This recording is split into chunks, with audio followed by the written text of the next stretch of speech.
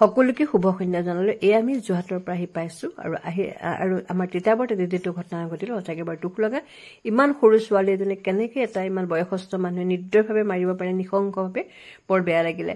আৰু মই ভাবোঁ তেওঁ ইয়াৰ উচিত শাস্তি পাব লাগে, আৰু তেওঁ শাস্তি এনেকুৱা হ'ব লাগে যে তেওঁ শাস্তি দেখি আন এজন মানুহে এনেকুৱা কুকৰ্ম কৰিবলৈ ভয় কৰে, নহয় জানো? গতিকে এই ক্ষেত্ৰত আমি কিতাপৰ সমাজ জীৱনৰ লগত জড়িত প্ৰত্যেকটো জন সংগঠনৰ প্ৰতিনিধিবৰ্গ যিহেতু উপস্থিত আছে, তেওঁলোকৰ নাম হওক তেওঁলোকৰ দল সংগঠনৰ প্ৰতিনিধিবৰ্গৰ নাম যিহেতু আমি স্মৰণ পত্ৰত উল্লেখ কৰিম। গতিকে কোনো দল সংগঠন যদি থাকি গৈছে তেওঁলোকক আহি